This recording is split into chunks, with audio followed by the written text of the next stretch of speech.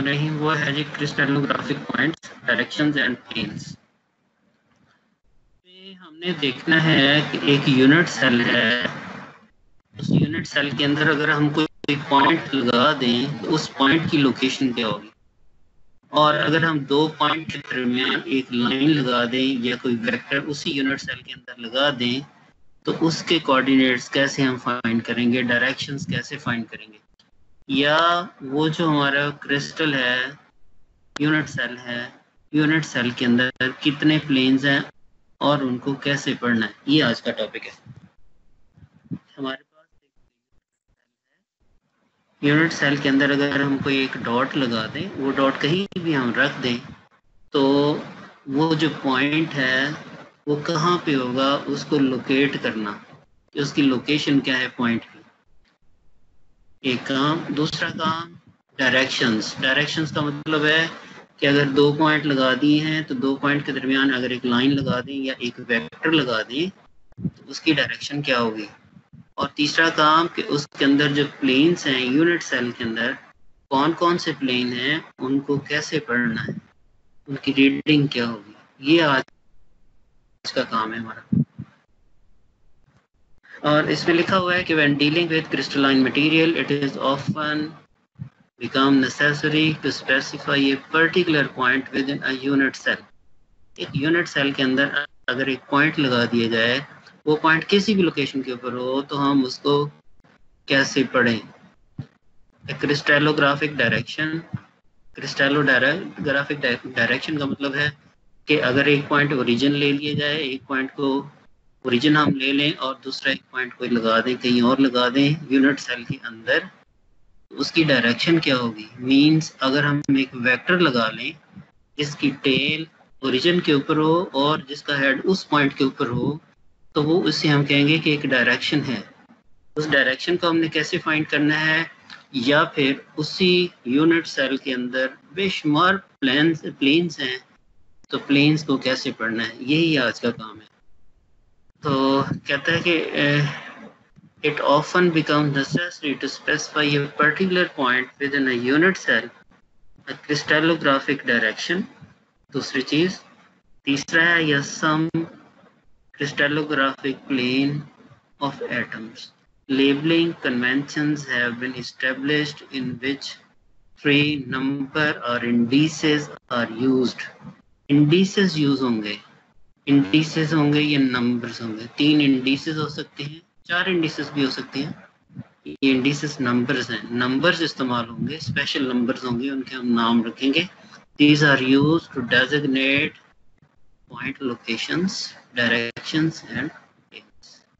ये कह रहा है कि एक यूनिट सेल के अंदर अगर हम एक पॉइंट लगा दें तो उस पॉइंट को कैसे लोकेट करेंगे, और अगर उस पॉइंट की डायरेक्शन को देखना चाहते हैं तो उस डायरेक्शन को हम कैसे लोकेट करेंगे, और अगर कोई प्लेन उसके अंदर मौजूद है, बेशुमार प्लेन्स हैं, उसको कैसे लोकेट करना है, ये आज का टॉपिक है हमारा।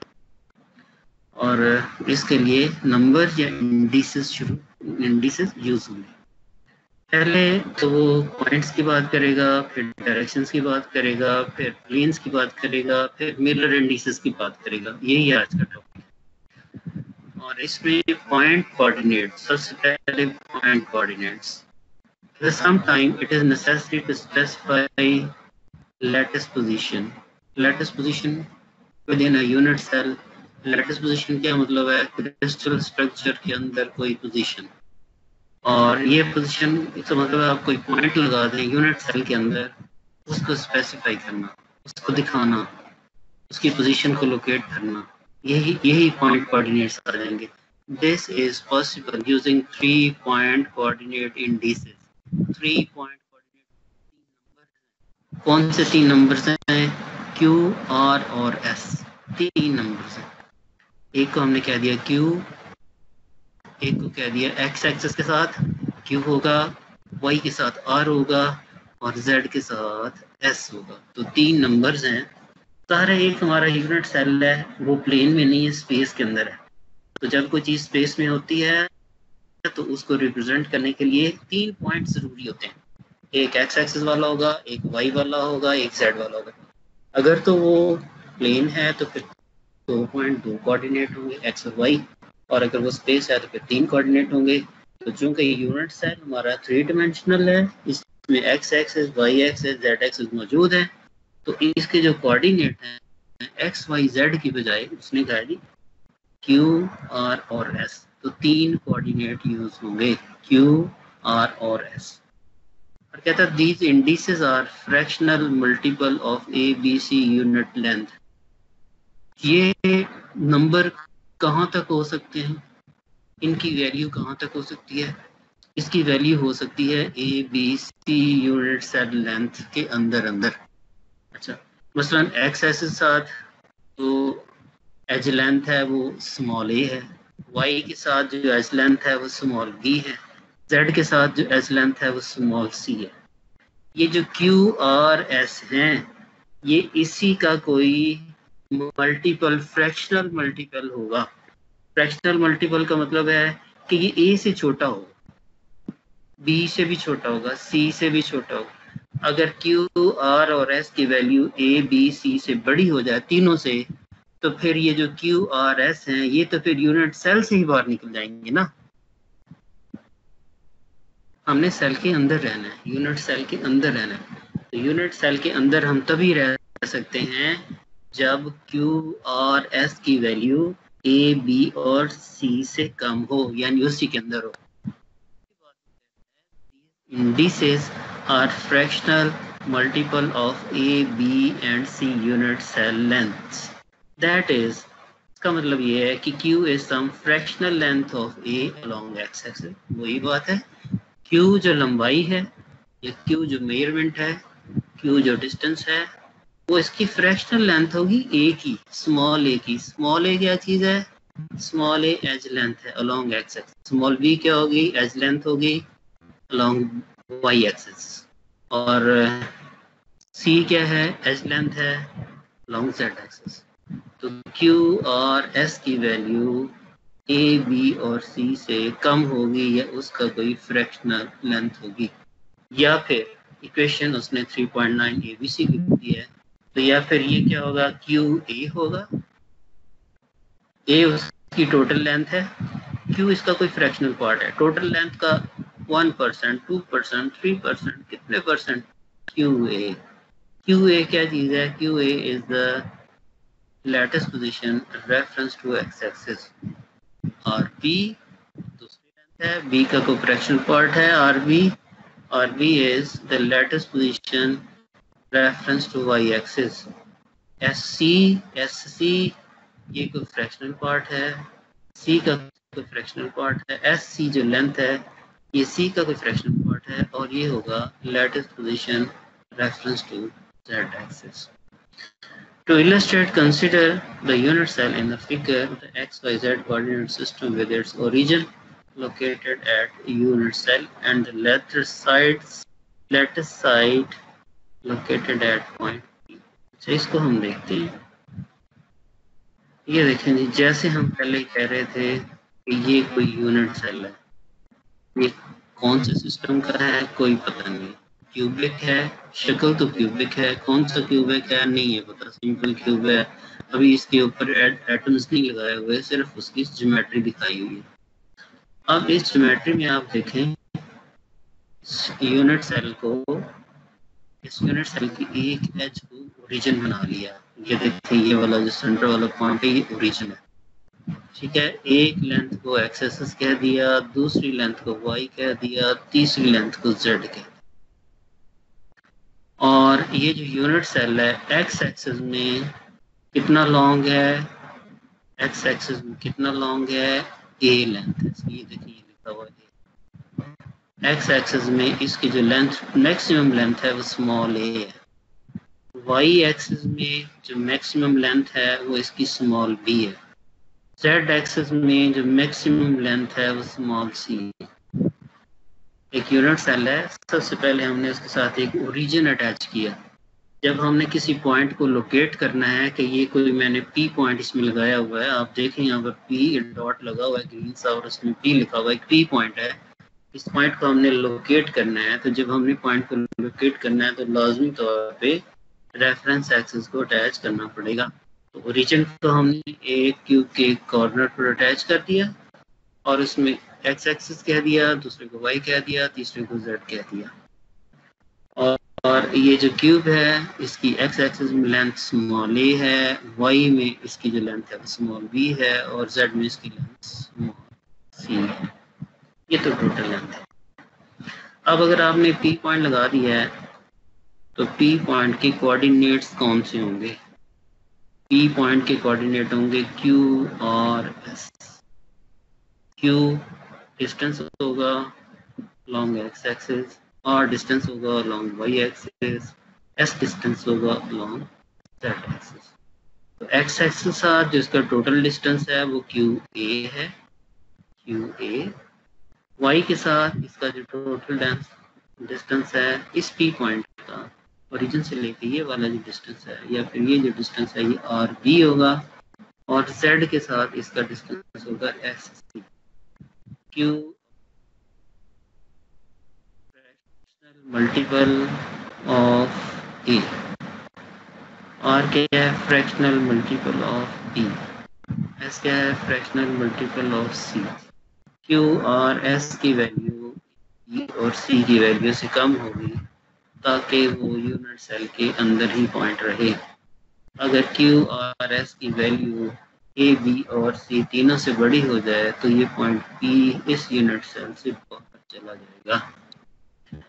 यहाँ पे लिखा we have chosen not to separate Q R and S indices by commas or any other punctuation mark. कहता है क्यू और एस के दरमियान आपने कोई कॉमा नहीं लगाना, ना कोई निशान लगाना है, ना डॉट लगाना है, सेमी कॉलन, ना कॉलन, कुछ भी नहीं लगाना। आपने इन इंडिसेस को जस्ट क्यू और एस लिख देना और बीच में कुछ भी नहीं लिखना। जिस तरह हम कोऑर्डिनेट लिखते हैं ना ऑर्डर पेयर बना के एक्स कॉमा वाई या x comma y comma z, तो इस तरह आपने नहीं करना। आपने बीच में कहता है कुछ भी नहीं लगाना, क्यू और एस की लिखना। एग्जाम्पल में हमें समझ आएगी इस बात की जो हम काम कर रहे हैं।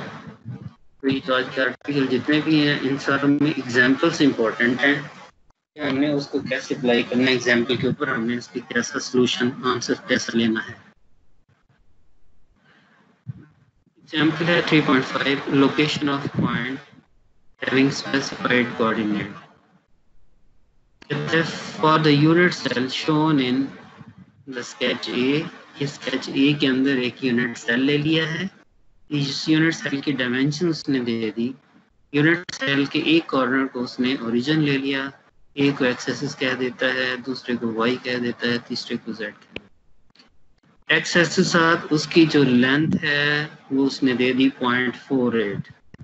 वाई के साथ इसकी जो डायमेंशन है 0.46 और जेड के साथ उसकी डायमेंशन है 0.4 नैनोमीटर।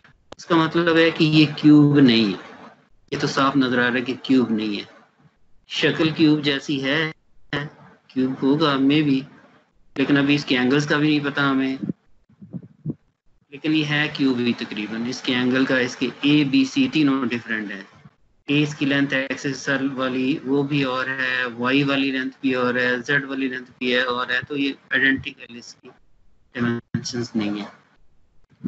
कहता है कि for the unit cell shown in sketch A, इस स्केच के लिए locate the point having coordinates 1/4, 1 और हाफ। इस पॉइंट को आपने लोकेट करना है 1/4, 1 और हाफ। ये तो मेरे ख्याल में ये ज़बानी क्वेश्चन है कि आप वो पॉइंट बनाएं, वो एक पी पॉइंट जो है वो आप लोकेट करें। इसका मतलब है कि एक्स एक्स साथ जो इसकी लेंथ है उसका 1/4 टाइम्स, एक्स के साथ इसकी जो लेंथ है वो यहाँ पे दिखाई हुई है 0.48। अगर आप इसका 1/4 टाइम्स करें, ज़रा 1/4 कर दें तो 0.12 आएगा। एक्स एक्सिस में इसकी जो डायरेक्शन है 0.12 नैनोमीटर आएगी। ये देखिए उसने लगा दिया है 0.12। वाई में 1 टाइम है, पूरा ये फुल है, और वाई के अंदर 0.46 है, तो ये वाई पूरी डायरेक्शन आएगी। यहाँ 0.12 इधर जाएंगे आप, ये एक्स लोकेशन आ जाएगी, और वाई में आप पूरा चले जाएं, पूरी लेंथ इसकी है 0.46, यहाँ पर पहुंच जाएंगे। और तीसरा उसने जो इंडिसेस बताया हाफ है, z का हाफ है। z एक्सेस में जो हाइट है इसकी 0.4 है, इसको आप हाफ कर लें, हाफ करेंगे तो क्या आ जाएगा 0.2, तो ये 0.2 आ गया। देखिए वही चीज़ आ गई, ये XYZ इसी को उसने दोबारा बना लिया, इसमें एक x एक्सिस है, एक इसमें y एक्सिस है, एक इसमें z एक्सिस है। तो x एक्सिस में वो कह रहा है 1.4 है, इसकी टोटल लेंथ का 1/4 है, तो टोटल लेंथ इसकी 0.48 थी, इसको 1/4 से मल्टीप्लाई कर दिया, 0.12 आ गया। और y में इसकी 1 है, यानी पूरी लेंथ ही आएगी। तो ये देखें पूरी लेंथ है 0.46 है, और उसके बाद z के अंदर हाफ है। हाफ का मतलब है अगर इसकी हाइट जो है वो 0.4 है तो हाफ करेंगे तो 0.2 आ जाएगा, तो ये हाफ।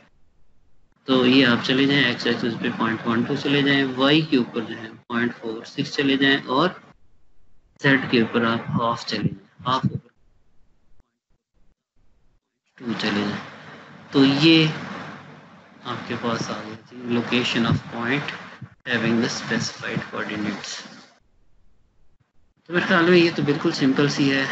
तो अगर हम एक वेक्टर बना दें तो फिर ये इसकी डायरेक्शन बन जाएगी। अगर हम एक वेक्टर रखें, ये पहला वेक्टर, ये दूसरा वेक्टर, ये तीसरा वेक्टर, अगर हम एक रिजल्टेंट इसका ड्रा करें तो इसका जो रिजल्टेंट है वो पहले की टेल को आखिरी के हेड के साथ मिला दें, ये वाला, तो ये इसकी डायरेक्शन हो जाएगी जो अगले स्टेप के अंदर हम करने जा रहे हैं डायरेक्शन फाइंड करने के लिए।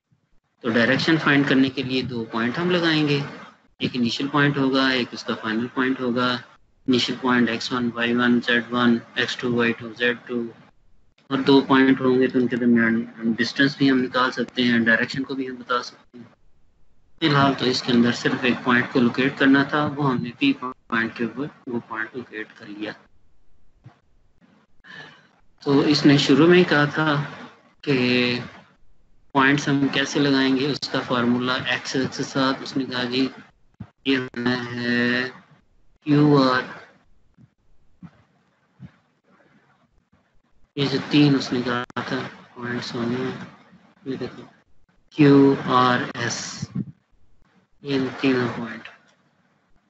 एक्स के साथ क्यू ए लेंथ होगी, वाई के साथ आर बी होगी, जेड के साथ आर सी होगी, और यहाँ पर ए बी सी इसकी टोटल लेंथ है इस क्यूब की, एक्स के साथ, वाई के साथ, जेड के साथ, और क्यू ए फ्रैक्शनल लेंथ होगी, आर बी भी fractional length on Y axis है, S C fractional length on Z axis है।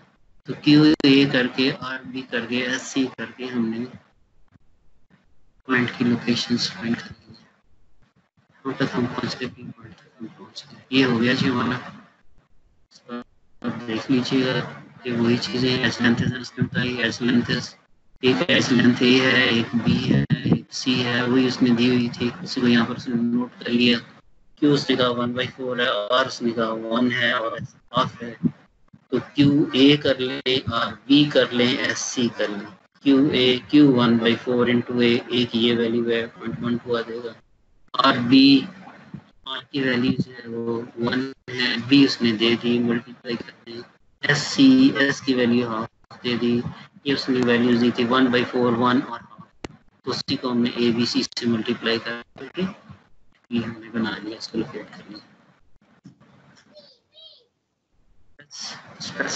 एग्जाम्पल आएगी नेक्स्ट 3.6 और हम मान रहे हैं एग्जाम्पल है हमारी नेक्स्ट 3.6, ये हो गई थी 3.5 3.6 जी। Specification of point coordinate indices. Specify coordinate indices for all the numbered points of the unit cells in the illustration on the next page.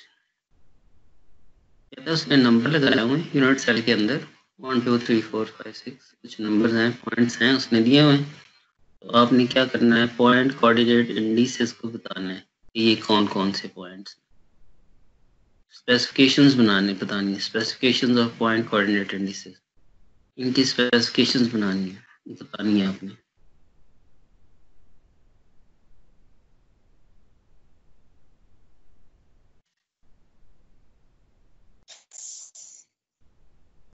ये पेज आ गया,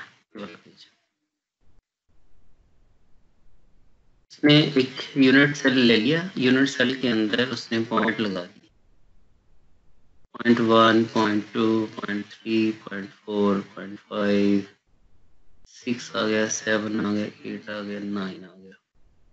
उसने यूनिट सेल के अंदर पॉइंट्स लगा दिए। आपने इनकी स्पेसिफिकेशंस बतानी है, इनके कोऑर्डिनेट्स बताने हैं, इनके क्यू और एस वैल्यूज बतानी है। ये काम है आपका। 0.1 चूंकि ओरिजिन पे लगा हुआ है तो एक्स एक्सिस में जो लेंथ है उसने दे दी है ए, वाई में लेंथ उसने दे दी पी और जेड में उसने लेंथ दे दी सी। 0.1 ओरिजिन के ऊपर है तो 0.1 के कोऑर्डिनेट होंगे q a r b s C. Q इसका ओरिजिन से डिस्टेंस 0, 0 इंटू ए, यह आ जाएगा क्यू ए, यहाँ से क्यू आपने बताना है। सारे ये तो साफ नजर आ रहा है कि ये 0 0 0 ही है।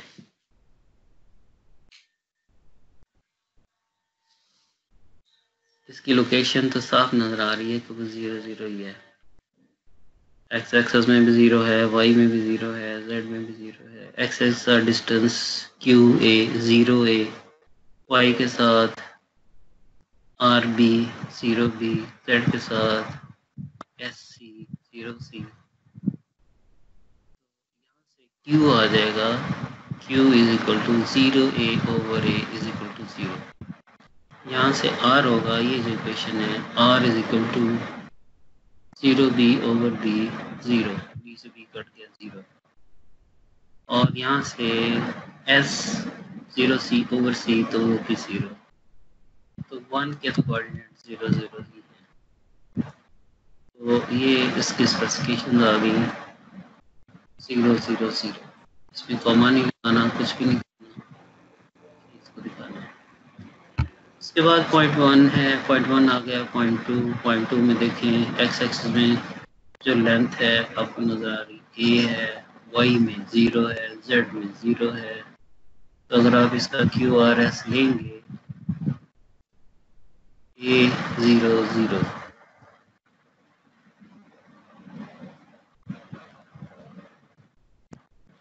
वन जीरो जीरो आ जाएगा 1 0 0। एक्सिस में क्यू ए, वाई एक्सिस में क्यू ए के बराबर, वाई एक्सिस में आर बी 0 बी, जेड में एस सी। यहाँ से क्यू और एस की वैल्यू ए और ए 1 हो जाएगा, बी और बी ए 0 हो जाएगा, और सी और सी 0 हो जाएगा। 1 0 0 2 के 1 0 0 1 0 0। और इसी तरह यहाँ पर इसने टेबल दे दिया है, पॉइंट नंबर्स हैं 0 1 2 3 4 9, और यहाँ पर 1 के ये इंडिसेस हैं, 2 के ये इंडिसेस हैं, 3 4 5 6 सब के इंडिसेस हैं, आप इसको निकाल सकते हैं। यहाँ पर भी हम देखें तो 1 के इंडिसेस 0 0 0, 2 के इंडिसेस 1 0 0, 3 के इंडिसेस अगर आप देखें तो x में भी डिस्टेंस है, y में भी डिस्टेंस है, जो हो जाएगा 1 1 0। 4 के अंदर आप देखेंगे तो x 0 है, y 1 है, z 0 है, तो हो जाएगा 0 0 1 0। इसी तरह आप 9 के ऊपर आ जाएं तो 9 में x 0 है, y 1 है, z भी 1 है, तो ये जगह 0 1 1 आ जाएगा। इसी तरह आप कोई भी और पॉइंट ले लें, 3 ले लें, 4 ले लें। ये जो 5 है, ये जो 5 पॉइंट है, ये मुझे लगता है इस प्लेन के ऊपर है, वाई जेड प्लेन के ऊपर है जो 0.5 है। तो वाई जेड में ये अब ये सेंटर में कहीं कोई तो पॉइंट है, यानी इसका जो वाई है वो हाफ हो जाएगा, और जेड जो है वो भी इसका हाफ है, हाफ होगा, ये 1/3 होगा, शायद 1/3 हो, जेड इसका 1/3 हो, वाई इसका शायद हाफ हो, हाफ 1/3, और ये 0 है। 0.5 को इन्होंने क्या लगाया हुआ है, हाफ हाफ हाफ, इन्होंने तीनों हाफ हाफ लगाए हुए हैं। 0.5 जो है इसका सही अंदाजा नहीं हो रहा कि कहाँ पे लगा हुआ है।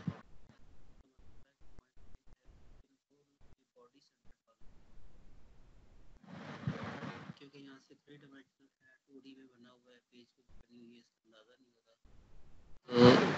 तो इसके आंसर से अंदाजा हुआ है कि ये बिल्कुल बॉडी सेंटर है। तो बॉडी सेंटर का मतलब है एक्स में भी हाफ है, वाई में भी हाफ है, जेड में भी हाफ है। 5 पॉइंट। इसी तरह जो 6 है इसके इंडिसेस होंगे एक्स तो 0, वाई तो 0 और जेड 1। 6 के होंगे 0 0 1। यहाँ से वेरीफाई कर लेते हैं। ये देखिए 6 के 0 0 1 आ गया। 9 के देख लेते हैं। 9 का आंसर क्या है?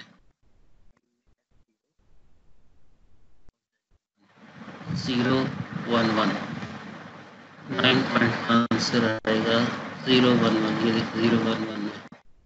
अच्छा 8 पॉइंट देख लेते हैं। 8 पॉइंट कहाँ लगा हुआ है? 0.8 यहाँ पे लगा हुआ है। इसमें x की भी 1 वैल्यू है, y की भी 1 है, z की भी 1 है। तो 8 पॉइंट के जो इंडिसेस हैं वो आएंगे 1 1 1 लिखे।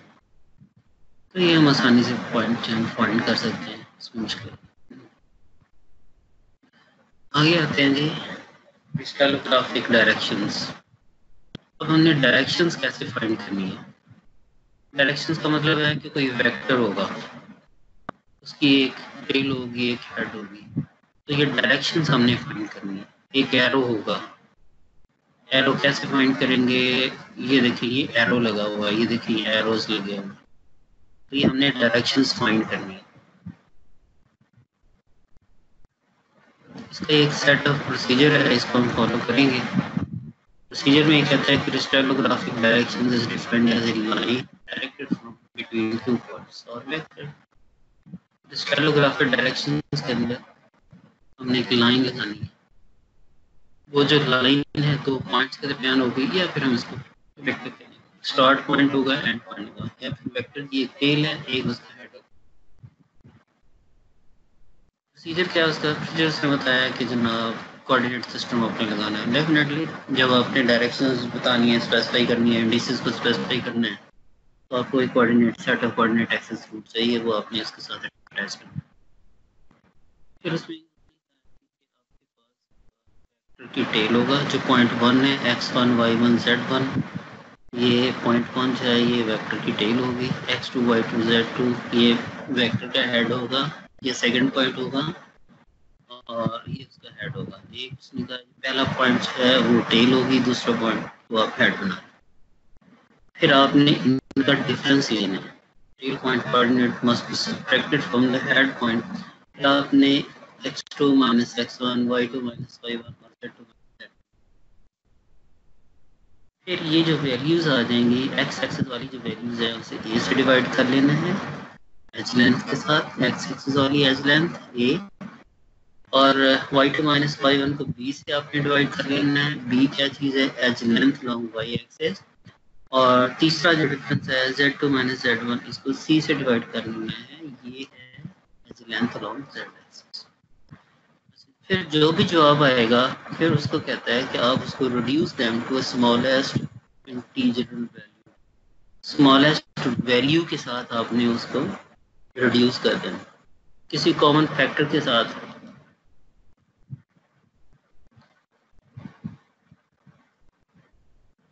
कॉमन फैक्टर के साथ मल्टीप्लाई करना है या डिवाइड। अगर इसके आंसर में 1/2 1/2 1/2 आ रहे हैं तो 2 से मल्टीप्लाई कर दें, 2 से मल्टीप्लाई कर दें तो ये आ जाएगा 1 1 1 आ जाएगा। आपने इसको होल नंबर में लेनी, ये जो रेशो होगी, ये जो तीनों नंबर होंगे, इन तीनों नंबर्स को आपने होल नंबर में लेना, जो भी आंसर आएगा। अगर 1/3 1/3 और 1/3 आ रहा है तो 3 से मल्टीप्लाई आ जाएगा 1 1 1 आ जाएगा। और अगर 1/3 1/3 और यहाँ पे 1 आ रहा है तो फिर ये 1 1 और 3 हो जाएगा, 3 से आपने मल्टीप्लाई कर देना। तो ये कह रहा है these coordinate differences are then normalized in terms of their respective a b and c। that is normalize करना है वैल्यूज, और normalize करने के बाद फिर आपने उसे स्क्वायर ब्रैकेट के अंदर लिख लेना है। और वो जो तीन वैल्यूज होंगी, एक होगा u, v और w। जैसे उसने कहा q, r और s point coordinate point indices लिखे। अब जो डायरेक्शनल इंडिसेस हैं उसे उसने रिप्रेजेंट किया UVW के साथ। UVW इसके डायरेक्शनल इंडिसेस हैं। जो पॉइंट इंडिसेस हैं वो QRS है। कॉमा वगैरह नहीं लगाना, ना उसे ब्रैकेट में बंद करना, उसको सिंपल आपने लिख देना। लेकिन डायरेक्शनल इंडिसेस में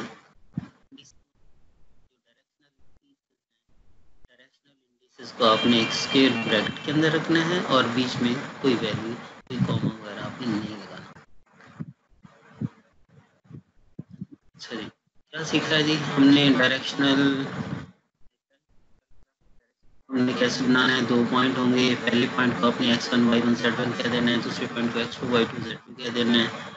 दूसरे स्टेप में आपने क्या करना है, उसका डिफरेंस ले लेना है। तीसरे स्टेप के अंदर आपने जो x एक्सिस वाला डिफरेंस है उसे a से डिवाइड कर देना है, y वाला डिफरेंस को b से डिवाइड कर देना है, z वाला डिफरेंस को आपने c से डिवाइड, और अगले स्टेप के अंदर आपने इसको नॉर्मलाइज कर लेना है। ठीक है, उसके बाद वो जो आंसर आएगा आपने उसको स्क्वायर ब्रैकेट के अंदर रख देना है। पहला u हो जाएगा, फिर v होगा और w हो जाएगा। u v और w ये स्मॉलर अल्फाबेट्स हैं, u v w। तो या फिर उसने कहा जनाब आप डायरेक्ट ही ये इक्वेशन यूज कर लें 3.1 3.10 a 3.10 b और 3.10 c। इक्वेशन 3.10 को आप डायरेक्ट ही यूज कर सकते हैं u निकालने के लिए, v निकालने के लिए, w निकालने के लिए। u कैसे निकालेंगे? x2 minus x1 over a multiplied by n। n कोई भी वैल्यू हो सकती है, 1 2 3 4 so on, कोई भी हो सकता है नॉर्मलाइज करने के लिए। y की वैल्यू होगी y2 minus y1 over b। z की वैल्यू w की वैल्यू होगी z2 minus z1 over c। इसको हम करके देखते हैं जी, ये बहुत आसान है।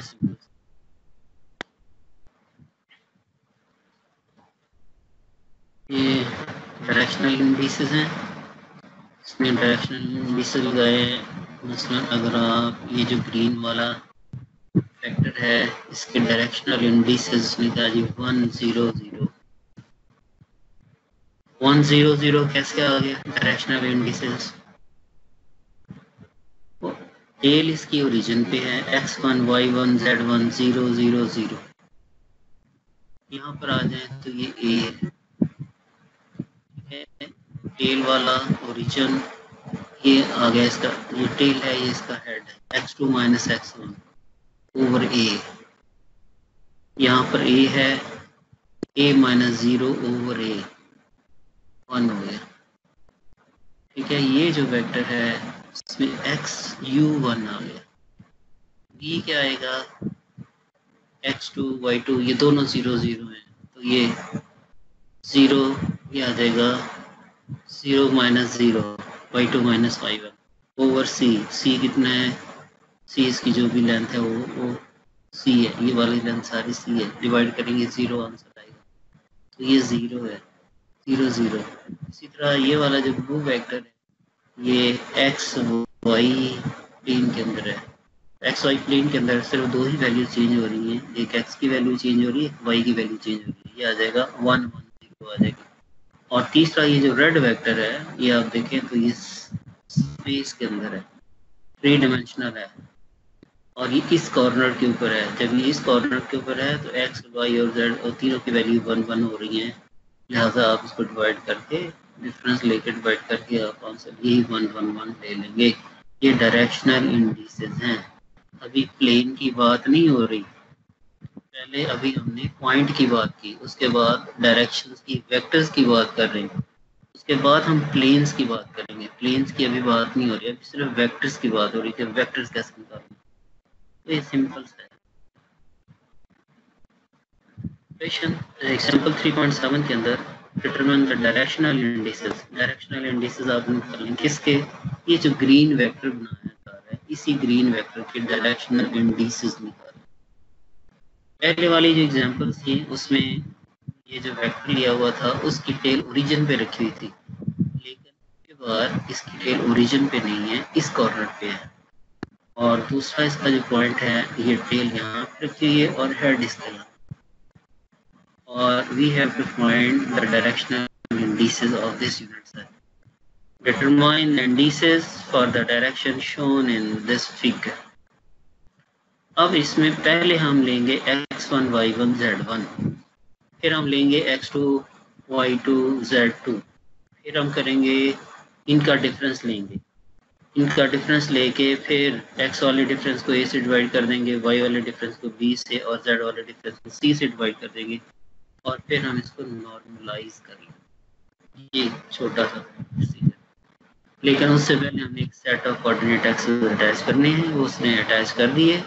ओरिजिन उसने यहाँ पे रख दिया, ये इसका एक्स एक्सेस है, ये इसका वाई एक्सेस है और ये इसका जेड एक्सेस।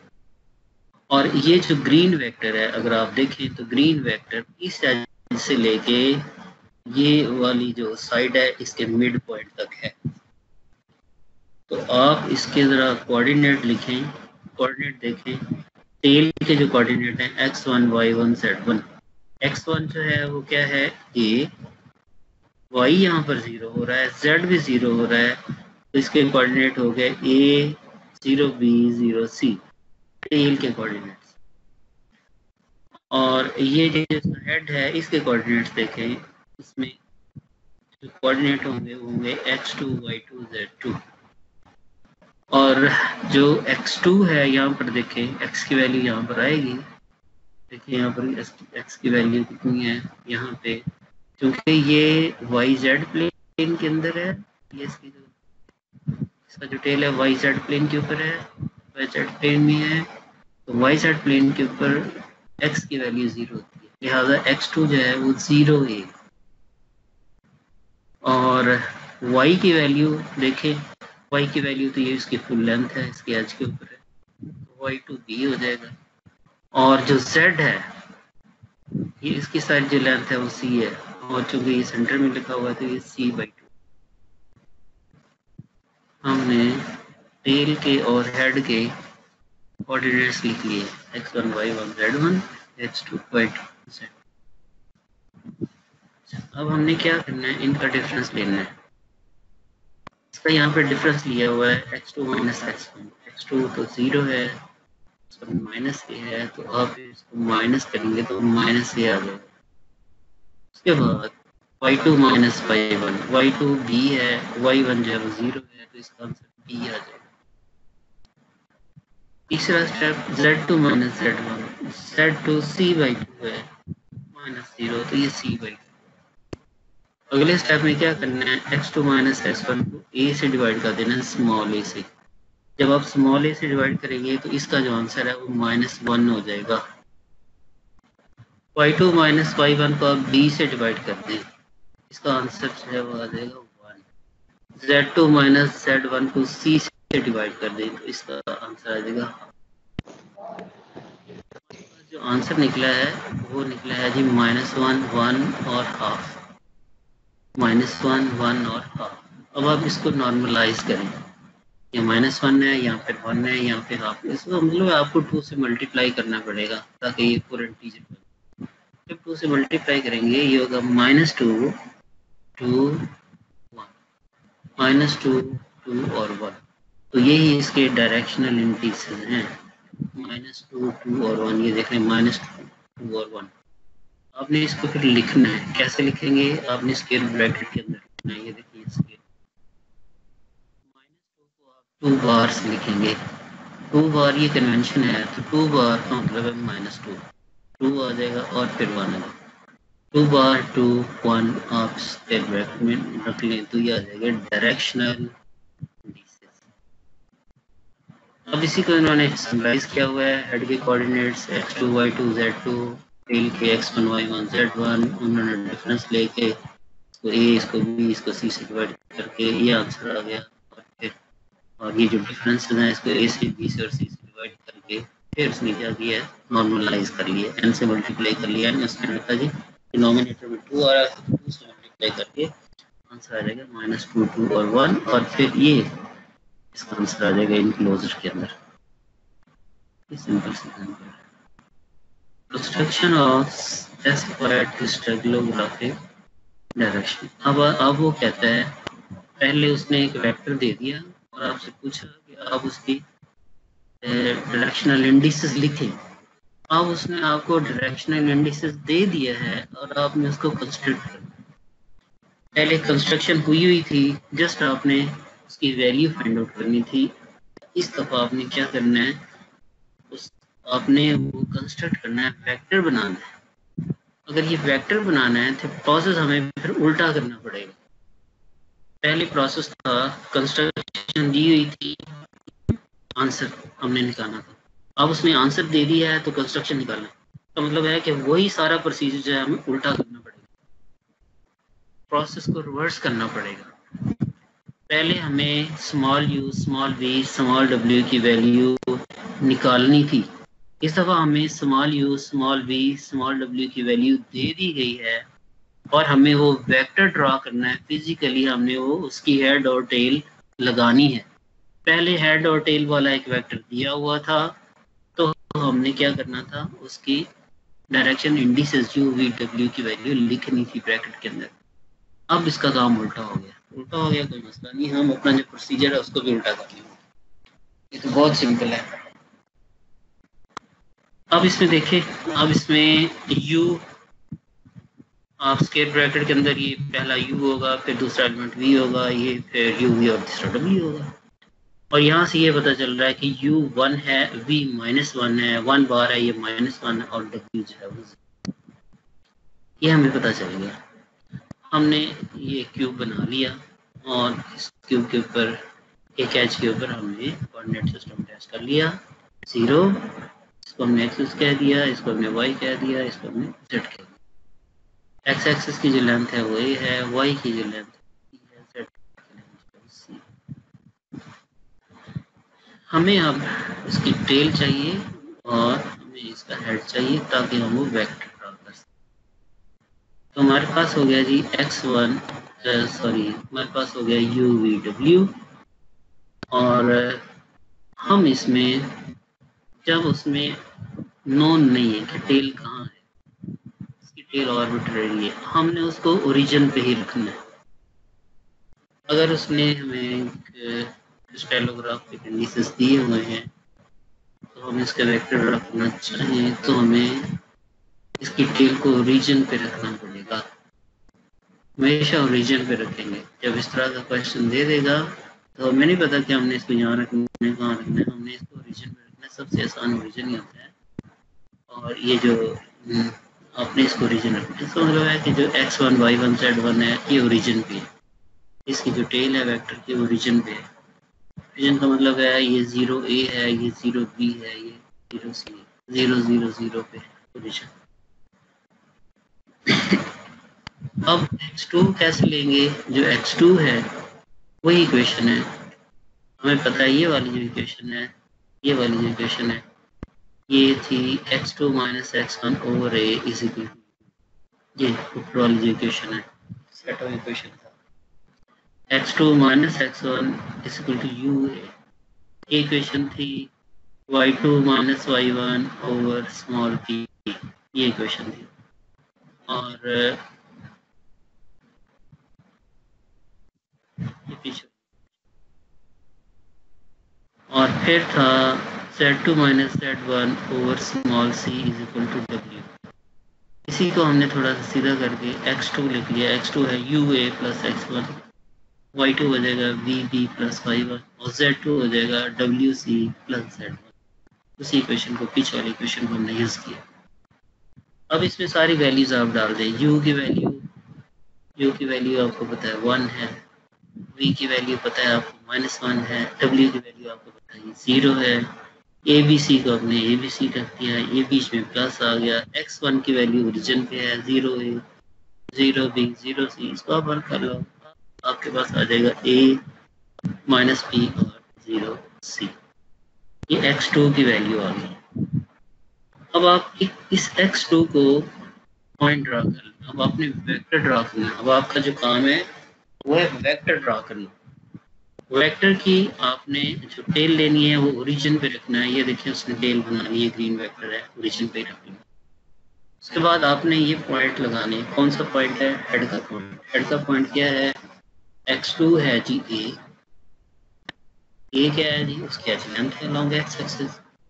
तो आप बना लें, ये देखिए ये ओरिजिन है, ये एक्स एक्सिस है, ये इसकी आगे यहाँ पे पॉइंट आ गया ए, एक्स एक्सिस पे आप यहाँ पे पहुंच गए, वाई एक्सिस में माइनस बी, ये वाई एक्सिस, और वाई एक्सिस के साथ जो लेंथ है ये बी है, लेकिन यहाँ पर माइनस बी है। माइनस बी का मतलब ये है कि ये पॉजिटिव वाई डायरेक्शन है, तो इस तरफ नेगेटिव वाई डायरेक्शन, आपने कहाँ जाना है, माइनस बी पे जाना। अगर प्लस बी कहता है तो आप इधर आ जाते, इधर से ये वेक्टर बन जाता है, ठीक है। क्योंकि उसने माइनस बी कहा है, ये जीरो है, ये इस तरफ जाए, ये माइनस, और z जो है वो है ये जीरो, ऊपर आपने जाना नहीं, इसका मतलब आप प्लेन के अंदर रहेंगे। कौन सा प्लेन होगा, एक्स वाई प्लेन। तो जो वेक्टर बनेगा एक्स वाई प्लेन का वेक्टर बनेगा, और आप इसको हेड टू टेल रूल से जोड़ लो, एक ये डायरेक्शन है, एक ये डायरेक्शन है, ठीक है। एक्स एक्सिस में ये है, वाई के अंदर ये है, हेड टू टेल रूल से जोड़ेंगे, पहला वेक्टर है और ये दूसरा वेक्टर है, ये इसका रिजल्टेंट है। तो ये ओ पी जो है वो डायरेक्शन हो जाएगी 1 1 बार 0 की। तो हमने वेक्टर ड्रा कर लिया। पहले उसने वेक्टर दिया हुआ था, डायरेक्शनल इंडिसेस वो स्क्वायर ब्रैकेट वाले थे, वो हमने फाइंड करने थे, वो हमने कर लिया। अब उसने डायरेक्शनल इंडिसेस दे दी है 1 1 बार 0, और आपसे कहा है कि आप उसकी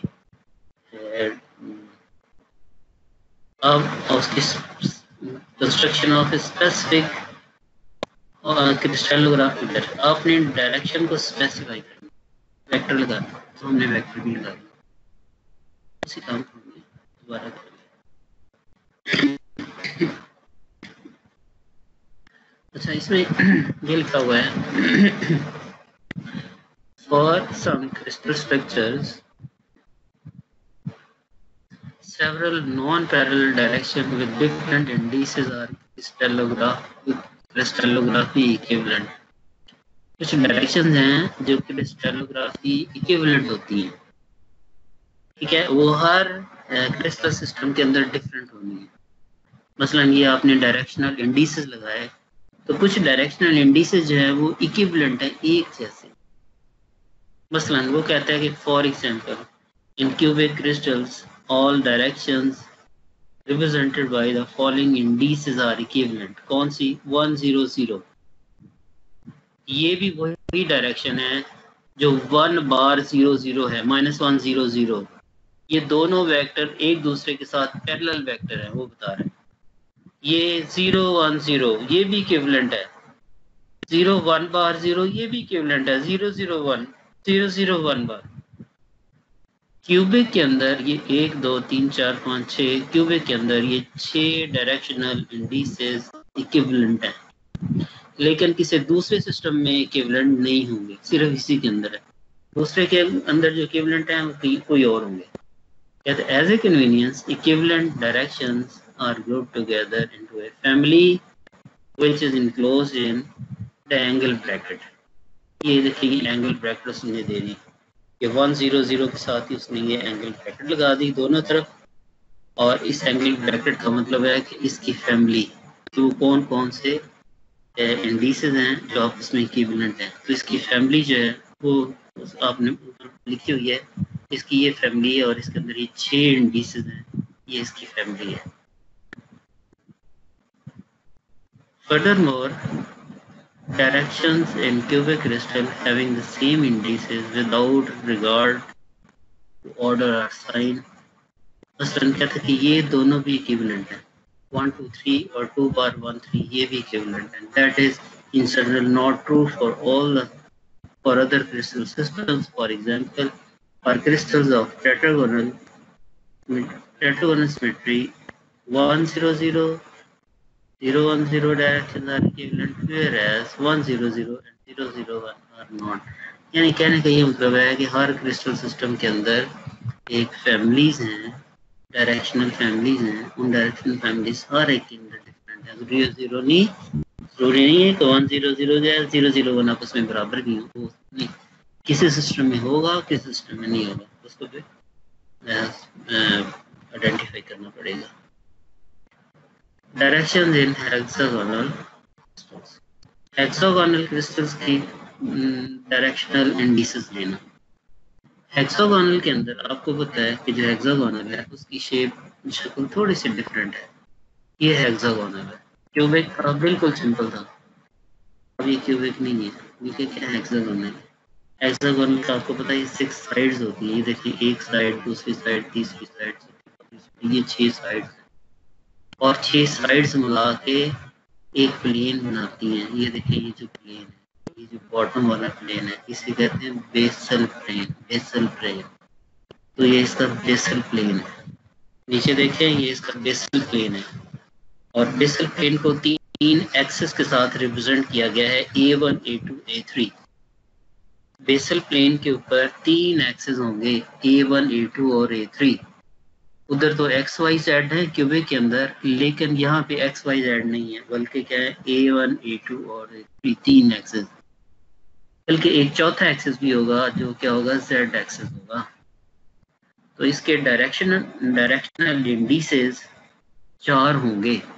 डायरेक्शनल इंडिसेस पहले के 3 थे, एक्स वाई जेड। इसके 4 डायरेक्शनल इंडिसेस होंगे, 4 होंगे, A1, A2, A3 और Z 4। ये 4 वाला 4 इंडिसेस सिस्टम है। हेक्सागोनल के अंदर 4 इंडिसेस सिस्टम है। 4 इंडिसेस सिस्टम को कन्वर्ट किया जाएगा, बाद में कन्वर्ट आप कर सकते हो 3 इंडिसेस सिस्टम के अंदर भी, और 3 इंडिसेस सिस्टम को आप फिर कन्वर्ट कर सकते हो 4 इंडिसेस सिस्टम में भी। ठीक है, आसान बात यह है कि हेक्सागोनल को 4 इंडिसेस सिस्टम में रिप्रेजेंट किया जाए। अगर कहीं 3 में लिखा हुआ है तो आप इस फोर्स को 4 इंडिसेस को अभी हम चेंज करेंगे, 4 इंडिसेस को चेंज करके 3 वाले में भी लिख सकते हो। और अगर 3 वाला दिया हुआ है तो आप उसको 4 वाला भी बना सकते हैं। एक प्रोसीजर है, अगर आप 4 वाले को 3 बना सकते हो तो उल्टा कर लेंगे तो वो 3 वाले को 4 बना देगा। अभी इसमें आएगा। पहले हम क्यूबिक की बात कर रहे थे, अब हम बात करेंगे हेक्सागोनल की। हेक्सागोनल के अंदर अब 2 चीजें हैं। हेक्सागोनल के अंदर एक उसका बेसल प्लेन है, जो नीचे वाला प्लेन है, ये जो 2 डायरेक्शनल प्लेन है, और एक इसमें जेड एक्सिस होगा। 2 डायरेक्शनल प्लेन है और एक इसके अंदर जेड एक्सिस है। जो 2 डायरेक्शनल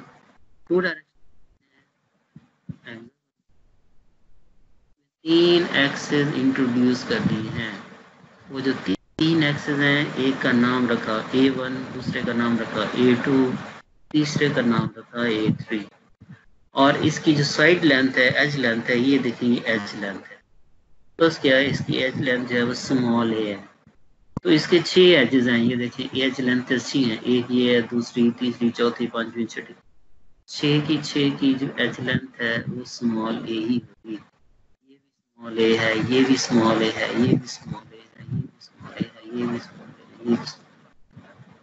और मजे की बात आपको बताऊं कि इसका जो ये सेंटर वाला पॉइंट है, ये वाला सेंटर वाला पॉइंट है, बेसल प्लेन का जो सेंटर वाला पॉइंट है, इस सेंटर वाले पॉइंट से इस एज के ऊपर आए तो ये भी वही लेंथ बनती है। ये भी मैं आपको बताता हूँ क्यों वही लेंथ है।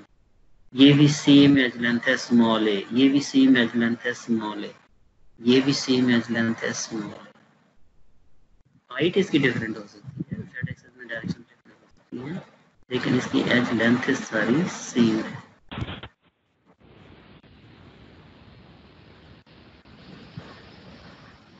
तो यहाँ पे आए, कोई क्वेश्चन है तो बता दें।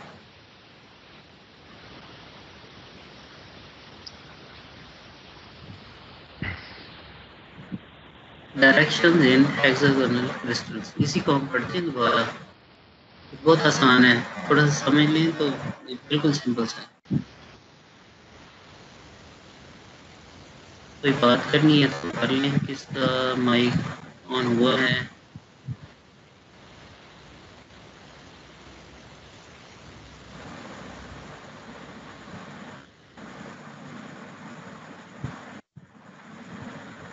ठीक हो गया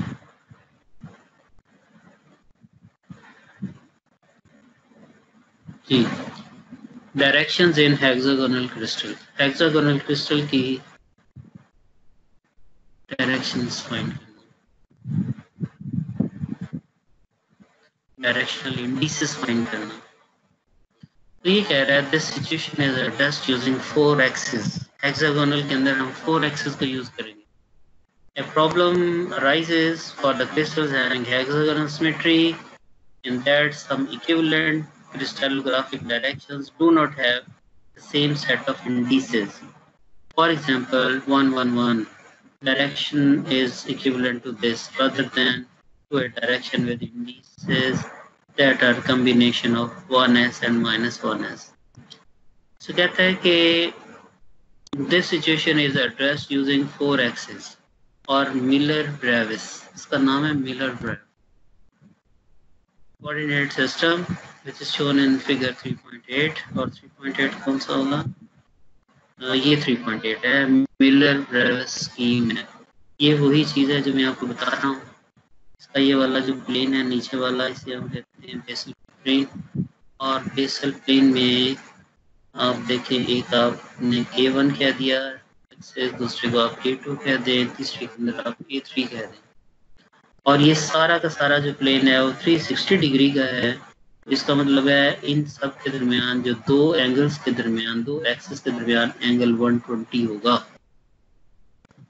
एक सर्कल के अंदर एंगल 60 होते हैं और इसको 3 हिस्सों में आप डिवाइड कर लें तो जो एंगल बनेगा 120 बनेगा. A1 और A2 के दरमियान 120 है, A2 और A3 में 120 है, A3 और A1 के दरमियान 120 एंगल होगा. अगर ये A1 है तो इस तरफ जाएंगे -A1 होगा. ये A2 है पॉजिटिव डायरेक्शन है, इस तरफ आएंगे नेगेटिव डायरेक्शन. इसको पॉजिटिव आप ले लेंगे, इसको आप नेगेटिव ले लेंगे. यही बात कर रहा है कि the 3 A1, A2 and 3 axes are all contained within a single plane जिसे हम बेसल प्लेन कहते हैं and are 120 degree apart to one another. The Z axis is perpendicular to this plane. Directional indices which are obtained as described earlier are denoted by the 4 indices U, V, T, W. अब ये 4 है U, V, T और W. U क्या चीज़ है? A1 के साथ, V A2 के साथ, T A3 के साथ और Z एक्सिस के साथ W. 4 हो गए. तो यही उसने बात की. Bye convention the U, V, T and U, V and T indices relate to the vector coordinate differences referred to the A1, A2 and 3 axis in the basal plane. The fourth index pertains to the Z axis.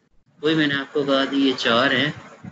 तो पहला A1 के साथ, दूसरा indices B, दूसरा indices A2 के साथ, तीसरा indices A3 के साथ, चौथा इंडिसेस जो W होगा वो Z एक्सिस के साथ. Conversion from 3 index system to 4 index system. 3 indices वाले को 4 में कैसे कन्वर्ट करना है? बहुत सिंपल सी एक इक्वेशन दी है 3.11. तो कैपिटल UV है ये 3 इंडिसेस सिस्टम में आ रहा है. स्मॉल UVTW है ये 4 इंडिसेस सिस्टम के है. दोनों में फर्क है. तो स्मॉल U को कैसे हासिल करेंगे? उसका फार्मूला है 1/3 2U - V. UVW ये कैपिटल जो है ये 3 इंडिसेस सिस्टम में है, ये 4 इंडिसेस में है. अगर आपको दे दिया जाए 110 या 101 या 001 कोई भी आपको दे दिया जाए तो उसका मतलब है capital U, capital V, capital W की वैल्यू आपके पास है. तो अगर आपको ये 3 डायमेंशन में दे दिया जाए, 3 इंडिसेस सिस्टम में दे दिया जाए तो आप उसको 4 में आसानी से चेंज कर सकते हो. W ने तो वही रहना है, W = W इसने वही रहना है. ठीक है, पहले दोनों से आपने ये 3 बनाने. पहले UV से कैपिटल U कैपिटल V से आपने A small U small V और T बनाने. कैसे बनाने? स्मॉल U तो बनेगा उसका ये फिक्स फार्मूला है 1/3 2U - V. स्मॉल V बनाने का ये फार्मूला 1/3 2V - U. और T जो है वो दोनों को ऐड करके पीछे माइनस का साइन लगा लें. लॉजिक बहुत आसान है. अगर आपने ये तीसरा लगाना है तो पहले इन दोनों को जमा करके साथ में सिर्फ नेगेटिव का साइन लगाना और तीसरा आ जाएगा. चौथा W तो W ही रहना है. अच्छा जी, सैंपल में करके देखेंगे तो बहुत आसान है, इसको समझ आ जाएगी हमें. फिर upper case U, V, W indices are associated with the 3 index scheme और lower cases small u, small v, small d, small w correlate with the Miller-Bravis 4 index. For example, using these equations, the 010 का ये बन गया.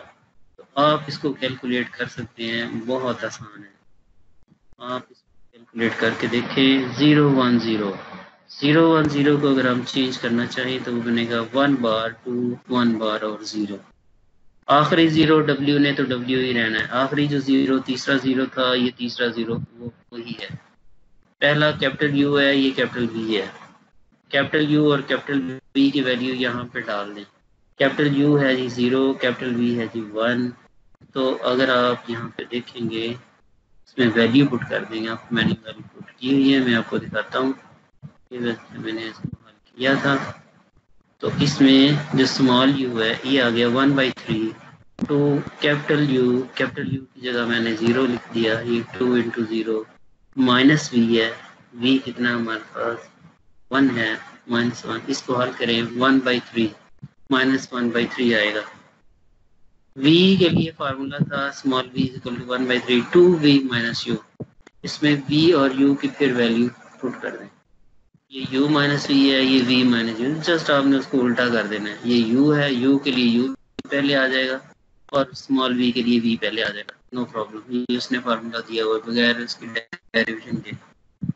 तो capital U V दिए हुए हैं, small u v हमने लेने हैं। स्मॉल u v से t भी हम निकालने की बात आसान है। स्मॉल u निकालने का ये फार्मूला है। कैपिटल U कैपिटल v की वैल्यू यहाँ पर दी हुई है 0 और 1। तो इसके अंदर वैल्यू पुट की तो स्मॉल u के आंसर आएगा -1/3। स्मॉल v का आंसर जो आएगा वो आएगा 2/3। और जो स्मॉल t है इसमें हमने क्या करना है, दोनों को जमा करके माइनस का निशान लगा देना है। तो आप दोनों को जमा करें तो 1 आ जाएगा और इसके साथ नेगेटिव का साइन लगा दें। तो इसको 3 से मल्टीप्लाई कर लिया हमने। इसको हमने नॉर्मलाइज कर लिया। -1/3 को 3 से मल्टीप्लाई कर दिया तो -1 आ गया। 2/3 को 3 से मल्टीप्लाई कर दिया तो 2 आ गया। हमने क्या करना है, इनको जमा कर देना है। इनको जमा करके माइनस का साइन लगा देना है टी के लिए। देखिए दोनों को जमा करके माइनस का साइन लगाया। जमा करेंगे -1 + 2 1 आ जाएगा। निशान माइनस से मल्टीप्लाई करेंगे -1। Small u small v small t, ये देखें 1 2 और -1 और आखिरी w होता है 0 आ जाएगा। तो ये -1 का 1 बार लिख सकते हैं, 1 बार 2 1 बार 0। ये देखें 1 बार 2 1 बार 0 ये आता है। तो आपने इसको कन्वर्ट करना है। तो 3 इंडिसेस सिस्टम को 4 इंडिसेस सिस्टम के अंदर बहुत आसानी से चेंज किया जा सकता है। When plotting crystallographic directions for hexagonal crystals, it is sometimes more convenient to modify the 4-axis coordinate system shown in 3.8 to the figure of 3.10. 3.8 को 3.10 में आपने कन्वर्ट करना है। कैसे कन्वर्ट करना है पहले हम देख लेते हैं। 3.8 में क्या है जो 3.10 में नहीं है, उसने क्या उसको कन्वर्ट किया, कैसे उसने मोर कन्वीनियंट सिस्टम को बना दिया। और देखते हैं कि ये मोर कन्वीनियंस है वो कैसे हो रही है हमारे लिए, कैसे उसने कन्वीनियंट कर दिया। 3.8 वाली फिगर, ये 3.8 वाली फिगर है। ये देखिए इसका जो बेसल प्लेन है ये सिंपल, इसके ऊपर कोई लाइनें शाइनें नहीं लगी है। ठीक है, 3.10 के अंदर आप देखेंगे इसका जो बेसल प्लेन है उसके अंदर लाइनें लगा दी आसानी के लिए। और ये जो z एक्सिस है इसको 3 इक्वल पार्ट के अंदर डिवाइड कर दिया है। z एक्सिस को उसने 3 पार्ट में डिवाइड कर दिया। एक इसका पहला सेगमेंट हो जाएगा, एक दूसरा सेगमेंट हो जाएगा, तीसरा। और जो बेसल प्लेन है उसके अंदर उसने लाइनें लगा दी हैं आसानी के लिए। ये फिगर 3.8 है। उसने कहा जी आप 3.8 को 3.10 से रिप्लेस कर दें, इसमें आपके लिए बहुत कन्वीनियंस होगी। कैसे कन्वीनियंस होगी देख लेते हैं। हमें कन्वीनियंस देखें ना, ये देखें ये 3.9 है, 3.8 ऐसे ही थी, इसको आपने इस तरह कर लेना है। और आपने जो नया काम किया है कि काम हो गया है रोल्ड नेट कोऑर्डिनेट। उसने रोलिंग कर दी है, लाइंस लगा दी है रोल्ड नेट कोऑर्डिनेट एक्सिस में, ये चेंज कर दिया है। और hexagonal unit cell that may be used to plot crystallographic directions. उसने कैसे लाइनें लगाई हैं जनाब, ये देखें सिंपल सा है। ये देखें A1 एक्सेस है, ये देखें A1 एक्सेस है, A1 एक्सेस इस एज से लेके इस एज तक, ये देखें एक स्ट्रेट लाइन है A1, ये लाइन, इसके साथ उसने पैरेलल लाइंस लगा दी है, देखिए पैरेलल लाइंस लगाई। किस तरह उसने पैरेलल लाइन लगाई है, उसने हर एज लेंथ को 3 हिस्सों में डिवाइड कर लिया है, हर एज लेंथ को 3 हिस्सों में डिवाइड कर लिया। मसलन ये देखें ये सामने वाली एज है, इसको 3 पार्ट इसको बना लिए, देखिए ये पहला पार्ट है, ये दूसरा पार्ट है, ये तीसरा पार्ट, 3। इसी तरह ये देखें ये वाली जो एज लेंथ है इसको भी 3 पार्ट में कर दिया है, पहला पार्ट, दूसरा पार्ट, तीसरा पार्ट। ये एज लेंथ है इसको भी 3, पहला पार्ट, दूसरा पार्ट, तीसरा पार्ट, इसको भी 3 हिस्सों में। अब ये देखें ये पहला पार्ट हो गया, ये दूसरा पार्ट हो गया, ये तीसरा पार्ट हो गया। ये वाली जो लेंथ है इसको भी 3 पार्ट में डिवाइड कर लिया, ये देखें ये पहला पार्ट है, ये दूसरा पार्ट है, तीसरा, इसको भी 3 हिस्सों में डिवाइड कर लिया, पहला हिस्सा, दूसरा हिस्सा, तीसरा हिस्सा। ये A1 जो था, A1 को इस एज के साथ मिला के एक लाइन लगा ली, फिर उसने यहाँ पे तीसरा डाल दिया, 1/3 ये है, 2/3 ये है, उसने यहाँ पे ये 1/3 है, ये 2/3 है, इसको लाइनों से मिला दी, तो पैरेलल लाइनें उसने खींच दी। यहाँ देखें ये पैरेलल लाइन A1 वाला, A1 के साथ उसने पैरेलल लाइंस लगा दी। A2 के साथ भी उसने यही काम किया, जो A2 वाला एज है, ये वाला एज है, इसको इस एज के साथ मिला के एक लाइन लगा दी, और फिर ये इसका 1/3 है, 2/3 है, और इसके साथ उसने ये लाइन लगा ली, इसका भी 1/3 है, 2/3 है, ये लाइन। A2 के साथ भी पैरेलल लाइंस लगी हुई हैं और A1 के साथ भी लगी हुई हैं, और क्या रह गया, A3 रह गया। A3 के साथ कोई पैरेलल लाइन, A3 के साथ भी पैरेलल लाइन है, ये देखिए A3 है, इसके साथ ये पैरेलल लाइन है, और ये देखिए दूसरी पैरेलल लाइन है, इसको 1/3 है, 2/3 है, और ये फुल है, तो 3 पैरेलल लाइन इधर लगी हैं, 3 इधर लगी।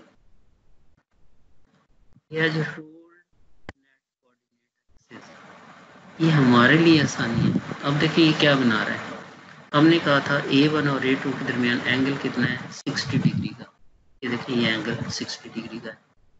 A2 और A3 के दरमियान एंगल भी 60 डिग्री का है, ये देखिए 60 डिग्री का है। A1 और A3 के दरमियान भी एंगल आप देख लें 60 डिग्री। इसका मतलब है ये ट्राइंगल देखें, ये बड़ी ट्राइंगल है, इस बड़ी ट्राइंगल के अंदर छोटी ट्राइंगल्स भी बड़ी हैं, मैं इस बड़ी ट्राइंगल की बात कर रहा हूँ। ये ट्राइंगल और ये ट्राइंगल और ये ट्राइंगल, ये जो बड़ी ट्राइंगल है, ये जो बड़ी, ये इक्विवेलेंट ट्राइंगल है, इक्विवेलेंट ट्राइंगल, इक्विवेलेंट, इसकी तीनों साइडें इक्विवेलेंट हैं। कैसे इक्विवेलेंट है, हमें पता है कि ये वाला जो टोटल एंगल है ये 120 का है, इसको 2 हिस्सों में डिवाइड कर दिया, कितना हो गया, 60। ठीक है, ये एंगल 60 का हो गया, ये एंगल भी 60 का हो गया, ये एंगल भी 60 का हो गया, 3 एंगल 60-60 के हैं। अगर एक ट्रायंगल के इंटीरियर एंगल्स एक जैसे हैं तो उनके सामने वाली जो साइडें हैं वो भी एक जैसी होंगी। एक हमने ट्रिग्नोमेट्री का एक पढ़ा था, रूल हमने पढ़ा था कि अगर एक ट्रायंगल है और उस ट्रायंगल के तीनों एंगल्स एक जैसे हैं, 60-60-60 के हैं, तो फिर उनके हर एंगल के जो सामने साइड होगी उसकी लेंथ भी बराबर होगी। इसका ये मतलब है कि अगर इसकी जो एज लेंथ है ये स्मॉल ए है, तो ये एज लेंथ, ये वाला जो डायरेक्शन है ये भी स्मॉल ए होगा और ये भी स्मॉल ए। अब हमें इसका ये फायदा हुआ है कि यहाँ ओरिजिन से लेके इस एज तक का फासला स्मॉल ए है, इस ओरिजिन से लेके ये जो फासला है ये भी स्मॉल ए है, इस ओरिजिन से ये जो फासला है ये भी स्मॉल ए है, इस ओरिजिन से इस एज का फासला भी स्मॉल है, इस ओरिजिन से इस एज का फासला भी स्मॉल है, इस ओरिजिन से इस एज का भी फासला स्मॉल है। अगर इसकी एज लेंथ स्मॉल ए है तो फिर ये जो डिस्टेंसेस हैं ये भी सारे आपस में बराबर होंगे। इसका हमें फायदा होगा, इसका हम अभी हम वेक्टर ड्रॉ करेंगे तो इस चीज का हमें फायदा भी नजर आएगा अगली। अभी हमें वो कह रहा है कि जेड एक्सिस के अंदर जो जेड एक्सिस है, ये वाला जेड एक्सिस है, इसको 3 इक्वल पार्ट में डिवाइड कर दिया। इसकी हर एज लेंथ को भी 3 हिस्सों में उसने डिवाइड कर दिया, और ये जो जेड एक्सिस वाली लेंथ है इसको भी 3 इक्वल सेगमेंट में कर दिया। एक सेगमेंट जो है ओरिजिन से लेके स्मॉल एम तक है, दूसरा स्मॉल एम से लेके एन तक है, और तीसरा इस एन से लेके, अगर इसे मैं जेड कहूँ तो ये जेड है, तो 3 इसके लेंथ। हेक्सागोनल के अंदर 4 डायरेक्शन A1, A2, A3 और Z 4 एक्सेस होंगे। 4 एक्सेस के ऊपर 4 वैल्यूज होंगी। जब 4 वैल्यूज होंगी तो 4 इंडिसेस सिस्टम लागू होगा। हेक्सागोनल के ऊपर 4 इंडिसेस सिस्टम होगा। अगर हेक्सागोनल में 3 इंडिसेस वाली वैल्यू है, हमारे पास कन्वर्जन फैक्टर मौजूद है, हम आसानी से 3 को 4 में चेंज कर लेंगे और उसी को रिवर्स करके फिर 4 को 3 में भी कर सकते हैं। यहाँ पर उसने ये वेक्टर दिखा दिए हैं। ये इसने वेक्टर दिखाया, डायरेक्शनल इंडिसेस है 1 1 बार 0 0, एक ग्रीन वाला है 1 1 2 बार 0, एक ब्लू वाला है 0 0 0 1। तो इसके डायरेक्शनल इंडिसेस दिए हुए हैं। डायरेक्शनल इंडिसेस को कैसे चेंज करना है, कैसे कन्वर्ट करना है, वो हम देखते हैं अगली एग्जाम्पल के अंदर आके। In addition, the z-axis of this figure is also portioned into 3 equal lengths. Z को भी 3 equal lengths में a trisection point M and N, M और N को उसने कहा ये trisection point है, M और N, इसको भी 3 हिस्सों में डिवाइड कर दिया। H lengths को उसने पहले तीनों में डिवाइड कर दिया। This scheme is sometimes referred to as ruled out coordinate system. Hexagon का ये ruled out net coordinate system. Sorry, this is ruled net coordinate system. यहाँ भी ये लिखा हुआ है ruled net coordinate system. क्योंकि ये वेक्टर्स हैं, एक वेक्टर होगा, डेफिनेटली इसकी कोई हेड होगी, डेफिनेटली इसकी कोई टेल होगी। तो हमने ये जो 4 उसके इंडिसेस है, कौन से इंडिसेस है, U, V, T, W, ये हम कैसे निकालें? अगर वेक्टर्स दिए हुए हैं, उन वेक्टर्स के हम इंडिसेस कैसे निकालें? इंडिसेस निकालने का उसने फार्मूला दिया है जी, U is equal to 3n A1 bar minus A1 double bar. ये जो A1 बार है, इसको वो कह रहा है जी हेड। ये हेड कोऑर्डिनेट्स हैं A1 dash, A2 dash, A3 dash, Z dash. ये सिंगल प्राइम वाले हेड कोऑर्डिनेट्स हैं और ये डबल प्राइम वाले टेल कोऑर्डिनेट्स हैं। आपने याद रखना है, हेक्सागोनल के अंदर 4 एक्सेस होंगे A1, A2, A3 और Z, और अगर उसमें कोई वेक्टर होंगे तो वेक्टर की एक टेल होगी, एक हेड होगी। जो उसके टेल है उसे डबल प्राइम से इंडिकेट किया गया है और जो उसकी हेड है उसे सिंगल प्राइम के साथ इंडिकेट किया गया है। और ये फार्मूला वही है, पीछे वाला फार्मूला, ये कोई नया फार्मूला नहीं है। और U जो है वो 3n तो नंबर होगा 1 2 3 4, इसको 3 से मल्टीप्लाई करेंगे, ये फार्मूले में। ये उसका हेड है, head minus tell over x axis की जो एज लेंथ है। ये देखें, ये हेड है, हेड माइनस टेल और वाई एक्सिस की जो लेंथ है, A2 की जो लेंथ है, इसमें A1 की लेंथ ये है, A2 की भी लेंथ ये है, A3 की लेंथ भी ये है, ये एज लेंथ ये है। उसमें तो ABC आ रहे थे, लेकिन इसके अंदर सिंपल यही आ रहे हैं। तो ये क्या हो रहा है, ये हो रहा है जी हेड है minus tell, head minus tell, head minus tell. ये एक एक्सेस में, ये दूसरे एक्सेस में, ये तीसरे एक्सेस में। ये फार्मूला हम लोग अप्लाई करेंगे इक्वेशन 3.12, इसको हम यूज करेंगे। अब हम इसी चीज को यहाँ पर लगा के देखते हैं। इक्वेशन हमारे पास एग्जाम्पल है, प्रॉब्लम है, एग्जाम्पल प्रॉब्लम 3.9। 3.9 में कहता है कि हमने क्या करना है। ये जो हमने पढ़ा है इसी को हम अप्लाई करेंगे और इसको समझने की कोशिश करते हैं कि हमने क्या सीखा है। Conversion and construction of directional indices for hexagonal unit cells. पहले तो उसने कहा जी कन्वर्ट करें 1 1 1 into 4 index system. 3 index system को 4 इंडेक्स सिस्टम में कन्वर्ट करना, नो प्रॉब्लम। ये कैपिटल में दिए हुए हैं, जो 4 है वो स्मॉलर में, कैपिटल के अंदर है, ये 3 इंडिसेस वाला है, U V W, U capital V capital W 1 1 है, W ने तो W रहना है, इसका तो मसला ही कोई नहीं है, ठीक है। और सिर्फ U V ने चेंज होना है। तो इसके अंदर ये इक्वेशन उसने दी हुई थी, पहले हम देख के आएंगे। जो स्मॉल u है उसका फार्मूला 1/3 2u - v आ जाएगा, स्मॉल v का मतलब 1/3 2v - u आ जाएगा। और टी को आपको पता ही है, इन दोनों को जमा करके माइनस लगा देना।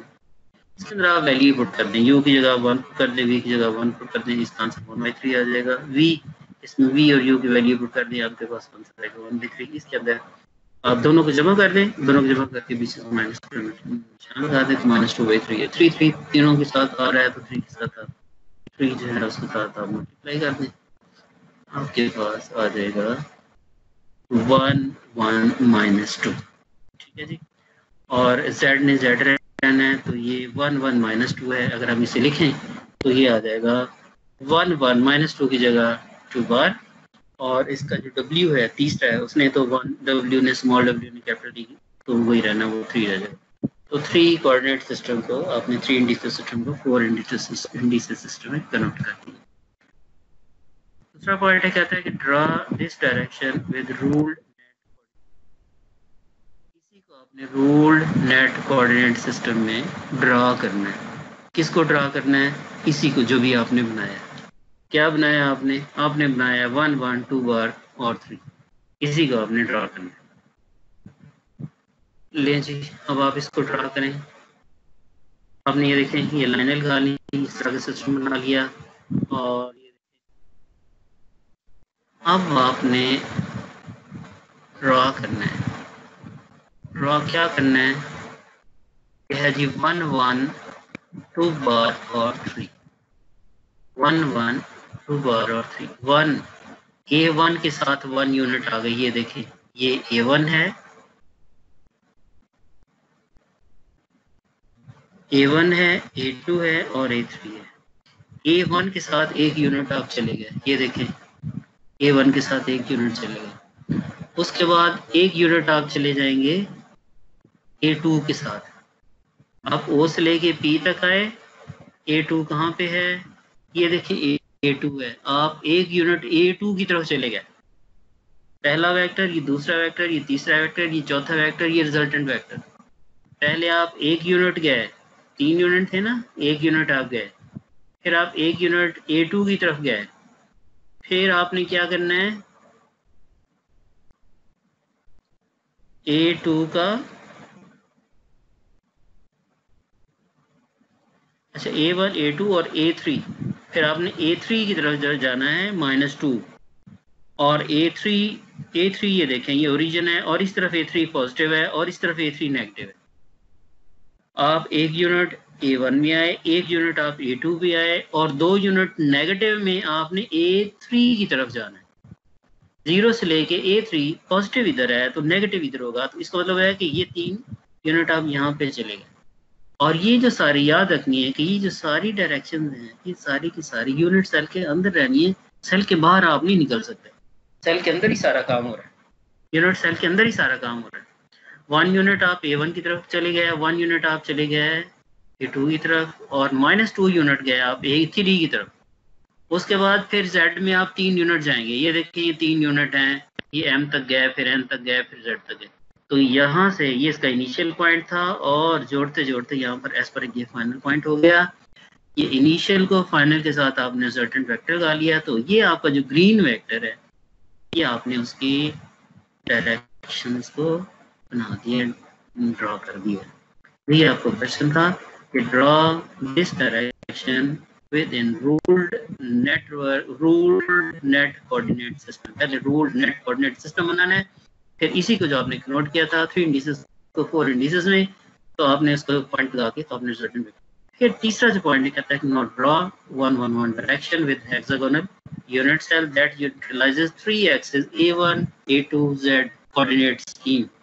अब आपने क्या करना है? अब आपने इसको 3 सिस्टम के अंदर बनाना है। ठीक है, ये capital U, capital V, capital W की वैल्यू दी हुई है, ये वही है जो ऊपर दिया हुआ 3 वाला। तो कहता है कि आपने क्या करना है? आपने with hexagonal unit cell that utilises, अब A1 A2 और Z के साथ कोऑर्डिनेट। इसका मतलब है कि 4 को आपने फिर 3 में कन्वर्ट करना है। जो 4 का आंसर आया था उसको आपने 3 में कन्वर्ट करना है। इसको आप रिवर्स में चलेंगे तो आपके पास ये आ जाएगा, ये देखें, ये सी सेक्शन है। यू का ये फार्मूला उसने दे दिया, वी का ये फार्मूला दे दिया, डब्ल्यू का ये फार्मूला दे दिया, यू वी डब्ल्यू का। A1 ये इसका हेड है, टेल है, हेड है, टेल है, हेड है, टेल है। तो यहाँ पर आप इसकी वैल्यूज डाल के आपने इसको ट्राई करना है यू वी डब्ल्यू को। और ये आपका जो था ये हो जाएगा। आप इसको ट्राई करना, ना होगा तो फिर मैं इसको ट्राई करूँगा। और सैम्पल है जी 3.10 directions, determination of the directional indices for hexagonal unit. इसको भी आपने ट्राई करना है। ये वही सिंपल सा है। हम इसके ऊपर आते हैं जो आज का हमारा सही आर्टिकल था, क्रिस्टलोग्राफिक प्लेन। ये आसान सी एग्जाम्पल्स आप कर